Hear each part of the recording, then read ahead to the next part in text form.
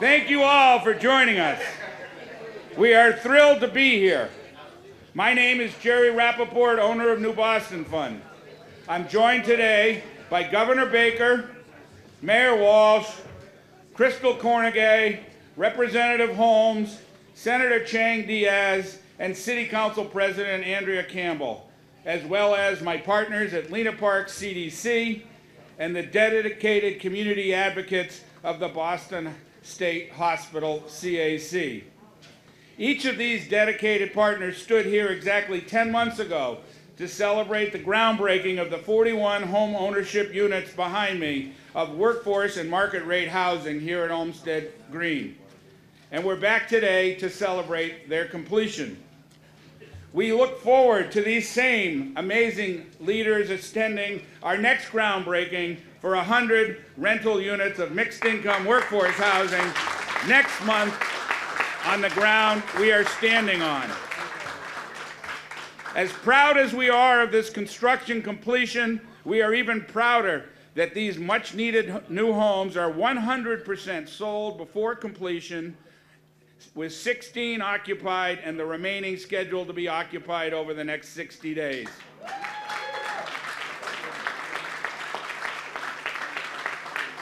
Governor Baker and Mayor Walsh, thank you for helping make this happen. This project would not have happened without our many partners.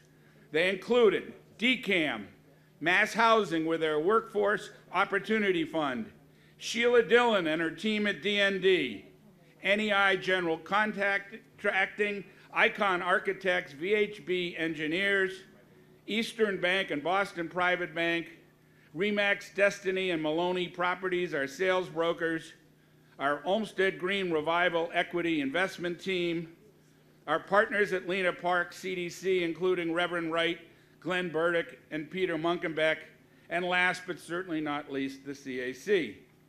The CAC leadership has worked tirelessly and with dedication for 40 years. They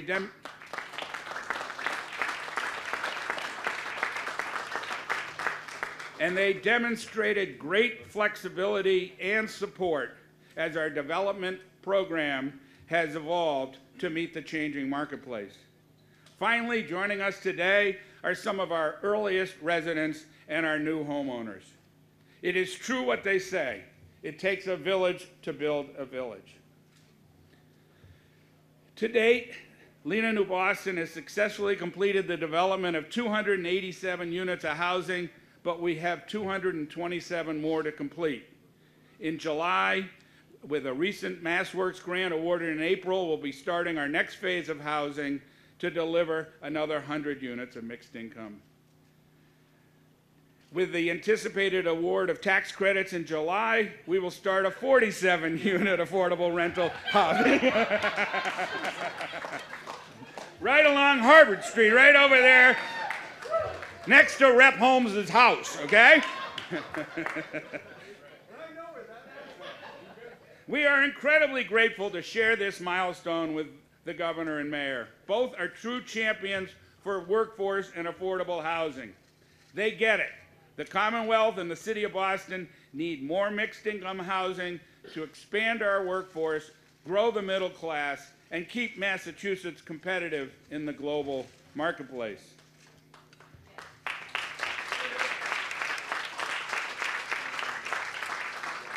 In our development of Olmsted Green, we are committed to best practices and excellences in all facets of housing development. With the help of our contractor, NEI, we have far exceeded our MBA utilization and workforce hiring goals. We achieved 55% MBA engagement and utilization, and we achieved a 73% minority workforce hiring.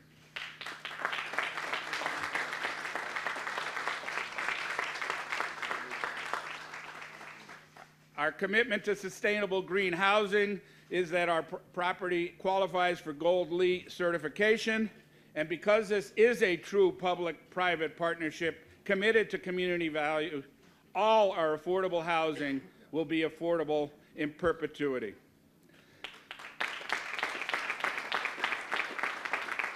I now would like to introduce a man who's one of the most outstanding governors in the country and who continuously demonstrates tremendous leadership.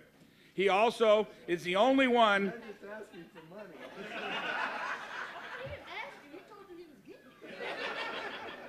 He also is the only one who can look better in a charitable buzz cut than Gronk and Tom Brady. I'm proud to be a Harvard classmate of Governor Charlie Baker and look forward to our 40th reunion. My Republican and Democratic classmates admire his accomplishments and values. Go Charlie. Governor Baker has focused the energy and talent of the administration in a remarkable way to create and preserve affordable housing throughout the Commonwealth. With that, please welcome Governor Charles D. Baker.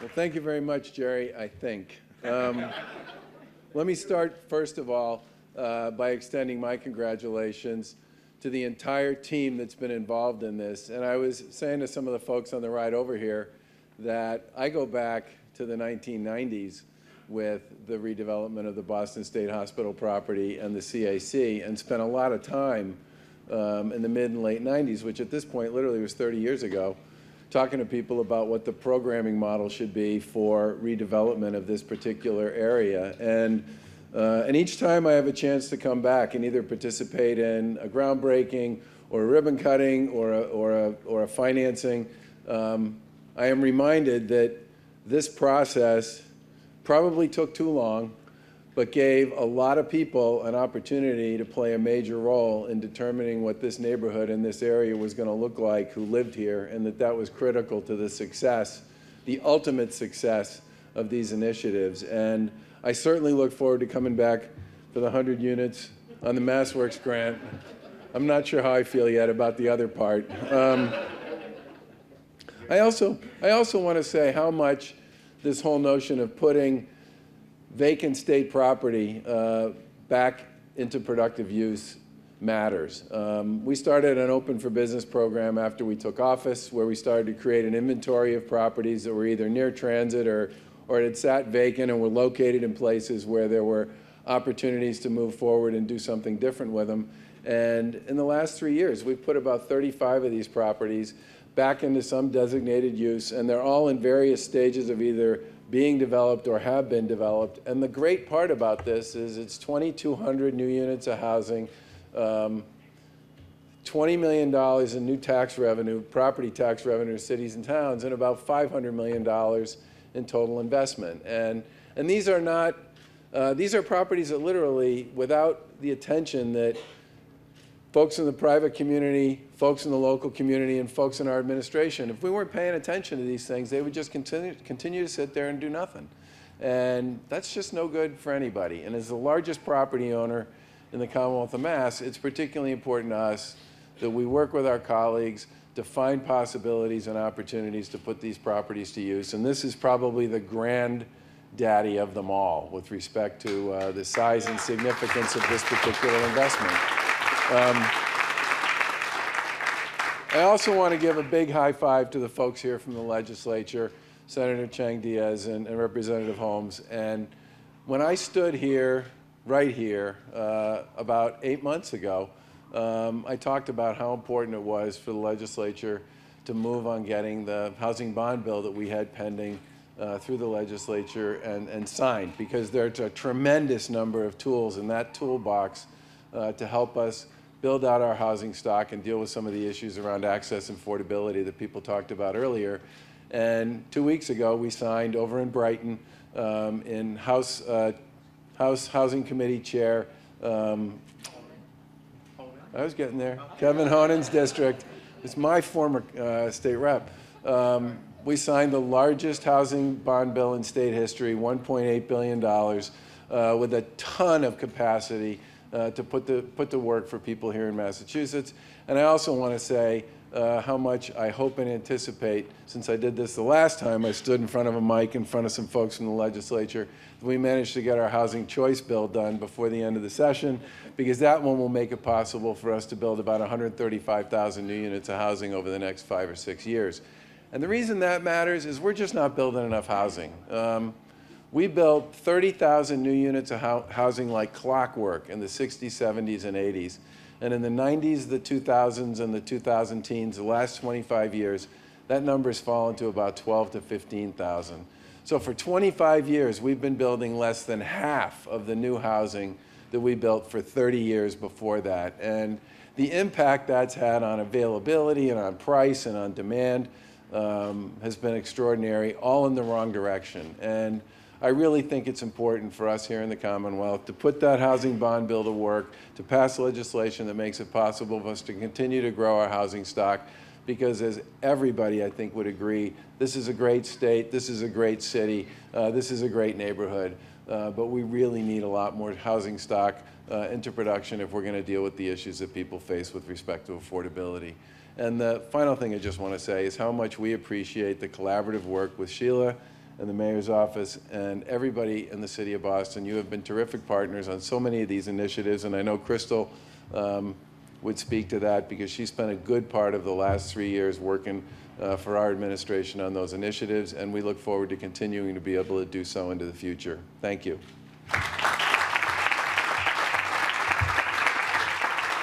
Thank you, Governor.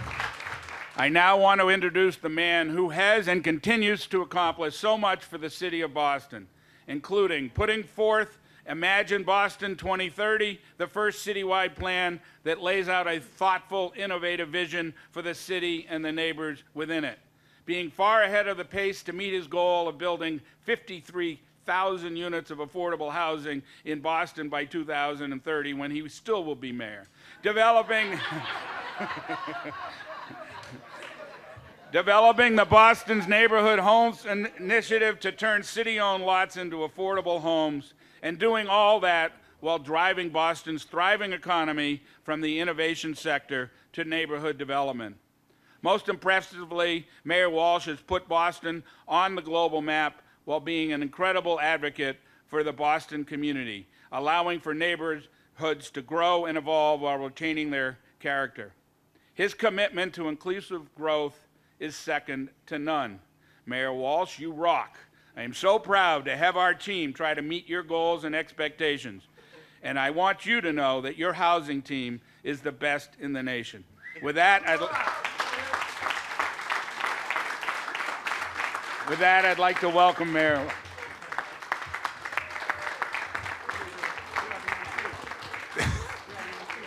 Thank you, Jerry. Have a good day, everyone. I appreciate that, Jerry. The only thing that I don't have in common with you and the governor is I didn't get into Harvard, so thank you very much for that. I didn't even apply for the press. I want to, today's obviously an exciting day, and it should be an exciting day for this neighborhood, and it goes back a long way. I just want to say a few thank yous. I want to thank the governor and his team and Chrystal for really setting the pace on housing around the Commonwealth. I want to thank the governor for the commitment for $47 million in the tax credits coming down the road. I appreciate that as well, Governor. But I do want to. I want to thank the governor's office as well for the commitment they've made to housing. I don't know if we can get all that money, but we have gotten an awful lot of money in the city of Boston. A lot of money went to housing. I want to thank you for that. To Representative Holmes, who's kept up this fight for this piece of property right here that goes all the way back to Shirley. Thank you, Representative, for fighting the fight. And you know, every time when I was in the House with Russell, he talked about this land, talked about the importance of development, talked about the importance of moving in Mattapan, and he stayed true to his word every single day and still has done that. So thank you for your great work.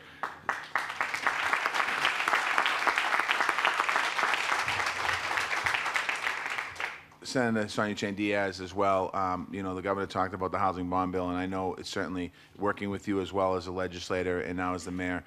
The passion is about creating opportunities for people. I want to thank you for your passion and commitment as well, particularly around housing. And I know that that's a big issue for you and one of the leaders in our delegation on the Senate side. So thank you for your commitment as well.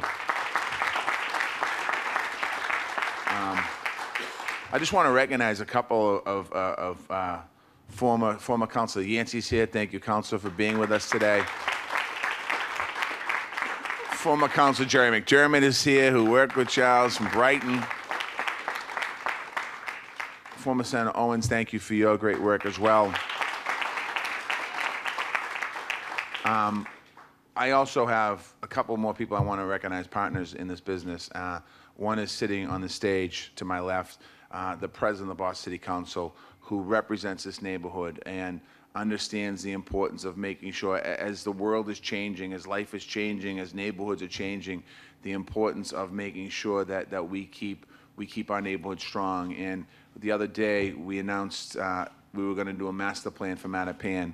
And the master plan really is to look at the community and how do we advance Mattapan, how do we work with the community that's here, how do we spark our industries on Blue Hill Ave, how do we create opportunities for homes so our young people can stay here. And I want to thank and yesterday we were able to pass in the city council, 2 days ago actually, Airbnb, which is going to preserve units in our neighborhoods. And I want to thank the leader of the Boston City Council, Andrea Campbell. And I also want to, Jerry already referenced the best housing department in the country. There's no question about it. Sheila Dillon there's no question about it. Last week with the U.S. Conference of Mayors in Boston, Sheila sat down on a panel, started talking with me about housing in front of other mayors. People said, my God, you guys are on top of it in Boston. Even though sometimes we look inward and say, well, we're so far behind, we're not where we want to be, but we're certainly a lot further ahead than other cities across America. So I want to thank Sheila and Ryan and the entire team at D&D.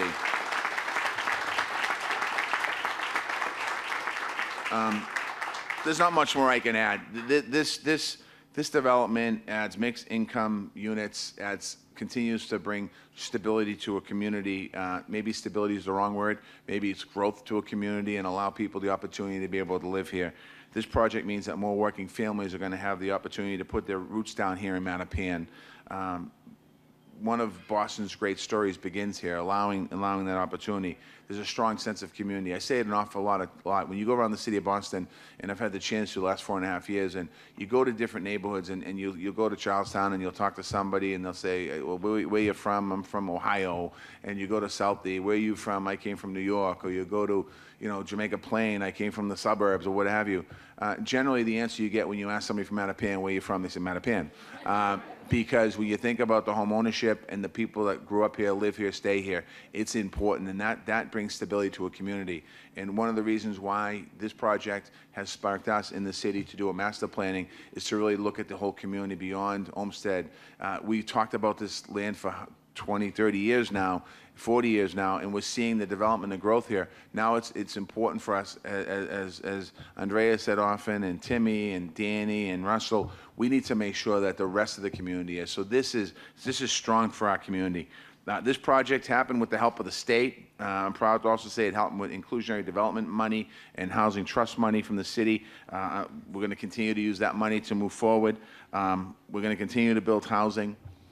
We are still in the midst, I think, you can argue, of a historic housing shortage in the greater Boston area, and quite honestly, it's across the United States of America. But with the help of the legislature passing a bond bill, $1.6 billion, with the help of the Community Preservation Act passing by the voters of Boston, thank you, with the help of raising the inclusionary development, we're gonna continue to produce housing. We're going to continue to produce affordable housing. I don't want to correct Jerry. He mentioned just one thing. He said, we're building 53 units of affordable housing, and I wish it was that way. But we're building 53 units of housing, all kinds of housing. And affordability's in there. There's a whole host of range of housing. Just so people understand, get an understanding what's happened in Boston since October of 2014. We set a goal of 53,000 units by the year 2030. Right now, today, as we stand here and talk, we have 26,000 built or under construction.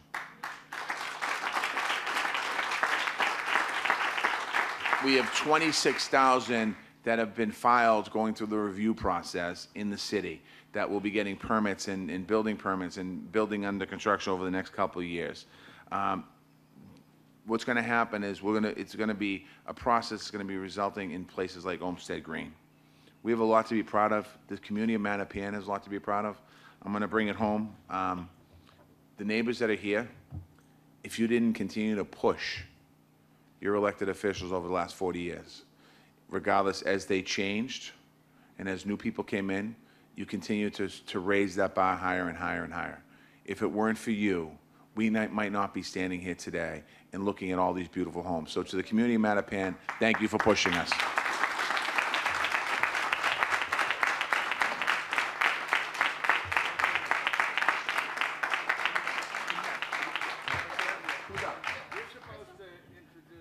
All right, I'm bringing up this woman right here to my right is somebody who we rely on to get some of that money that Jerry's been talking about.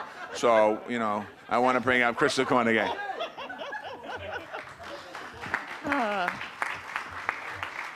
I'm gonna read because the last time I was with the governor, I was off script a little bit.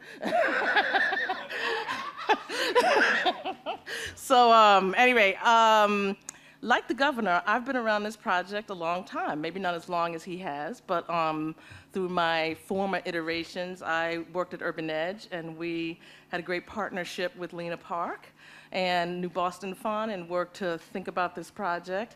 At DHCD as undersecretary, you know, Jerry had his hand in my pocket, and so we thought about that. And one thing that we're particularly proud of today is about the homeownership units, and for MassHousing, our contribution related to workforce. And as the market has been changing in Boston, we've been seeing a lot of rental developments go up, luxury developments. We've been subsidizing some affordable stuff.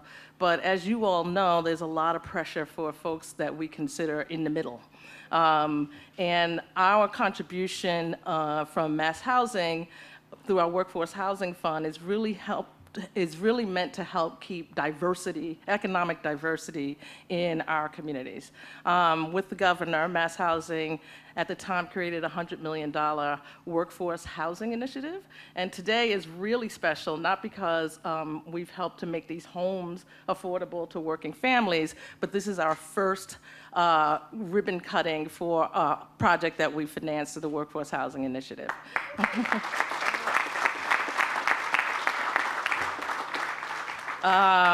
We help developers deliver new housing that's affordable to moderate income residents.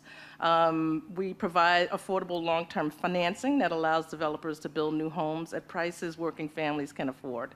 We're very proud of the work that we're doing, and we look forward to continuing to work with the mayor and the governor to see how we can move forward with keeping our workforce housing initiative alive. So, as with everybody else, I want to, like, you know, I just got this job. I think it's like day 137. And so it's not stuff that I actually did, but it's the staff here at MassHousing. So I want to thank you all for the work.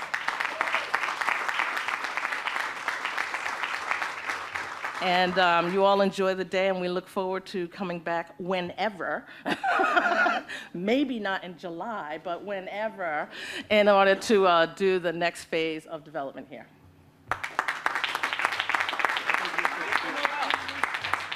Oh, and now I'm supposed to introduce the place I met these two guys were around this project. And so, so I'm going to introduce Sonia Chang Diaz.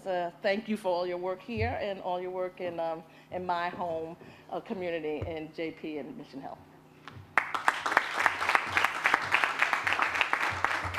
Good afternoon, everybody. As you heard, my name's Sonia Chang Diaz. I think we all know each other, but in case there's any new faces, I know we've all been working on this, whether it's 10 years, 30, 40 years. And I just wanted to underscore something Jerry said at the beginning. You had kind of a tough crowd here. I thought it was a great line. The governor thought it was a great line about it takes a village to build a village.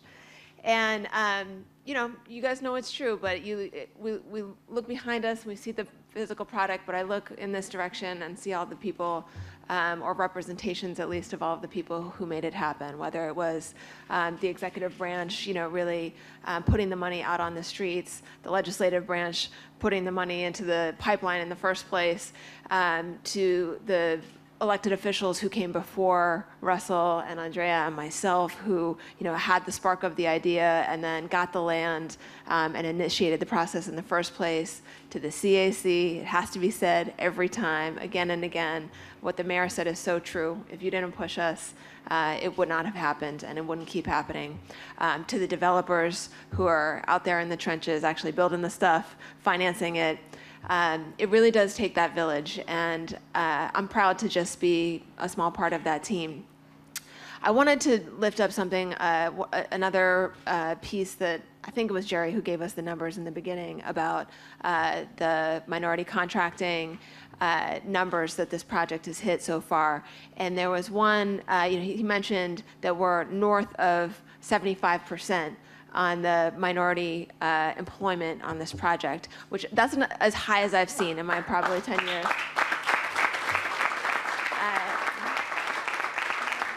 And within that number, though, and forgive me if I didn't hear it, you said it, but I don't think you said it. Within that number, there's a number that we are over a quarter of the workforce on this project is not just people of color, but people who come from Mattapan and Dorchester zip codes.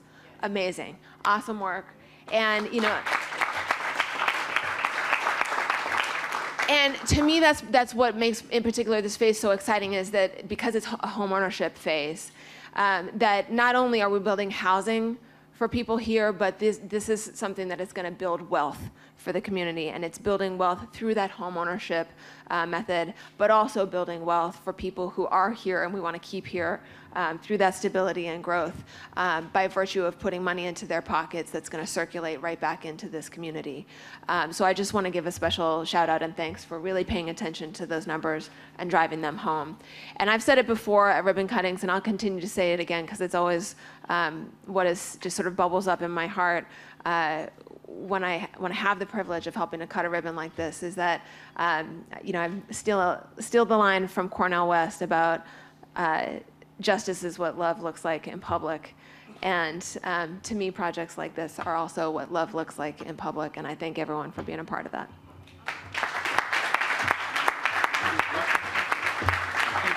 And now, the fabulous Russell Holmes. Thank you, Senator. I am so grateful to be here this time. Last time they keep mentioning I was unfortunately away. But I want to begin where the governor and the mayor specifically left off with the CAC.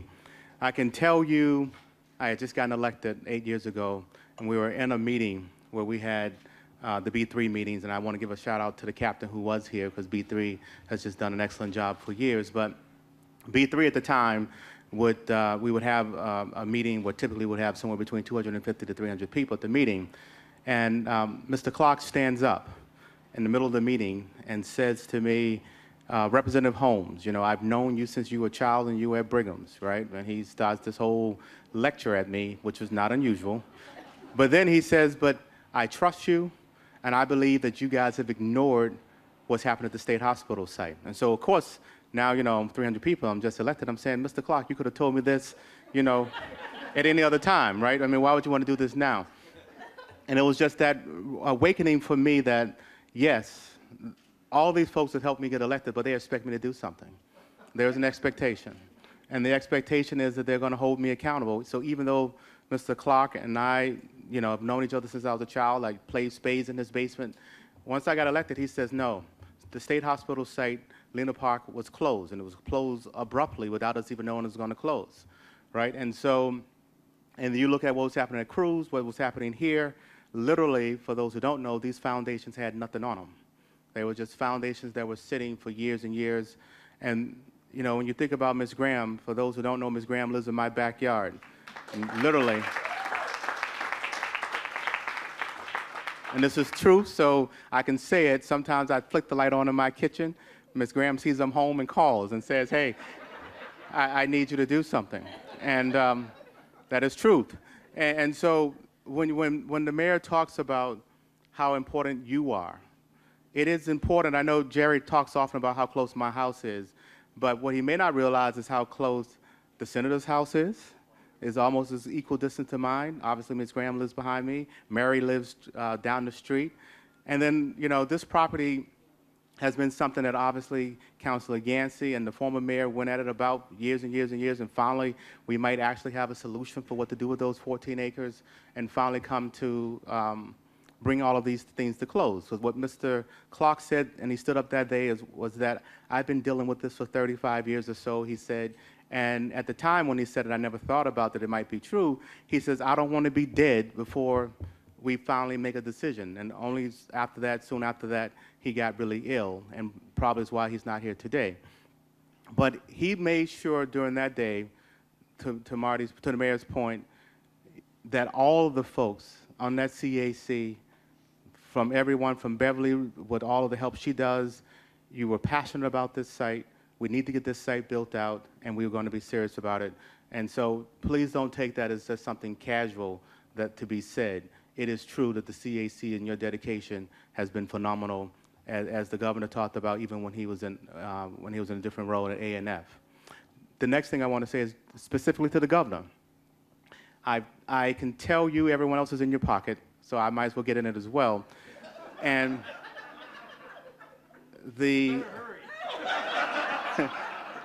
accomplishments of what he's talking about, he has a Black Advisory Commission that he's looking into that's going to make some announcements, and not get too far ahead of him, but one of the things they're thinking about is doing the language that we've done at the Omni Hotel that had really a requirement or suggestion that was strong that says that you need to include not just what we're going to do for jobs on these projects, you need to include us in the equity piece of these projects as well. We need to have if you think about the Omni project, there are millions of dollars invested from our communities in South Boston, in not just South Boston, the new South Boston. And just where do we get those opportunities that don't come often? I've talked with Anthony, and just very supportive of just the idea of not only, as he says, we're open for business, but we need to be open for business on many projects, and getting this language so that we're no longer just transactional.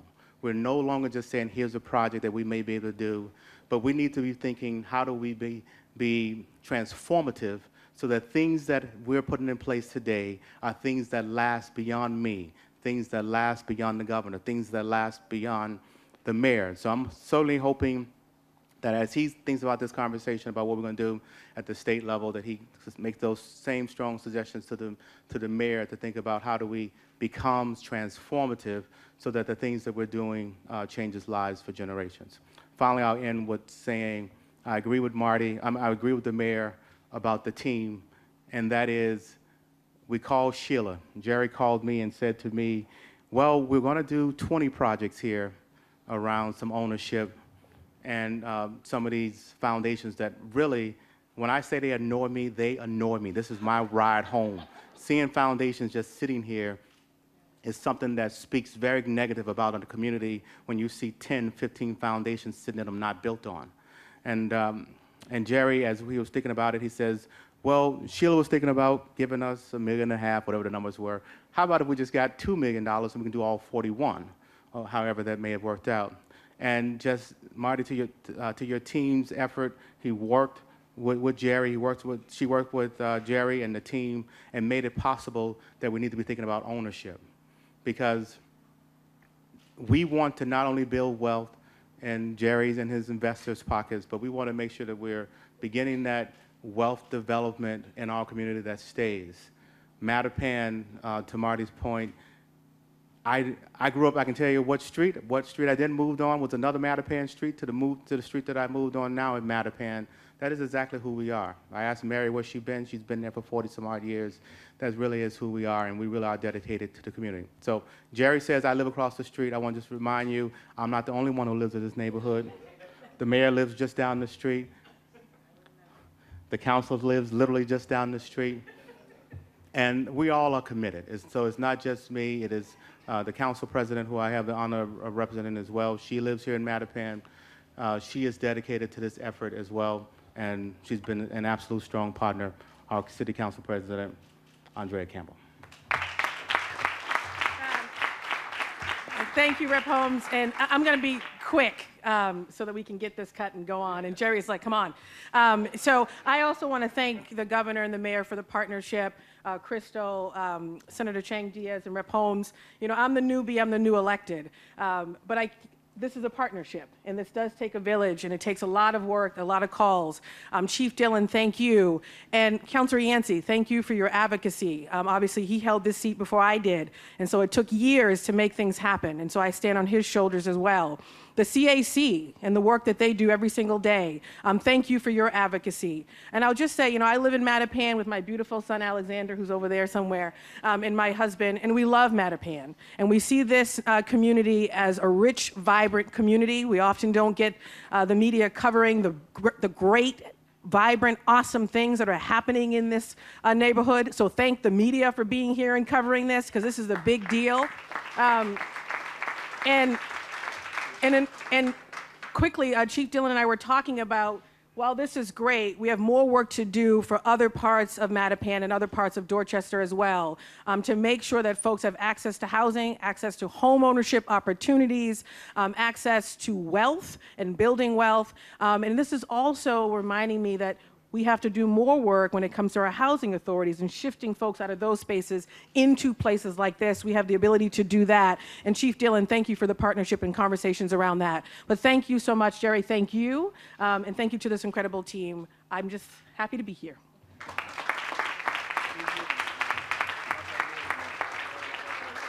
Well, thank you, Rep. Holmes. I know that every time Secretary Ash knows you're on the phone, he knows you're asking for money. So you just need, I know you need, we got to get them 47 units done. And so we're going to, the 100 units is going to be in August. The 47 units and another 40 home ownership will be next March. As you know, it's taken 40 years to resurrect Boston State Hospital site, and we're close to the finish line. Let's get there. Rep. Holmes, you are an all-star, and I'll follow you to wherever you tell me. I will tell you that Reverend Wright wishes that he was here. He has been a true leader and supporter of this project. A special shout out to my partners, Kirk Sykes, Eric Van Duzen, and Peter Munkenbeck. We're committed to helping you achieve your housing and economic development goals, Mayor and Governor. So I would now like us to go over across the street and cut the ribbon for our newest homes. Thank you. And the legislation. Great. One, two, three. Nice.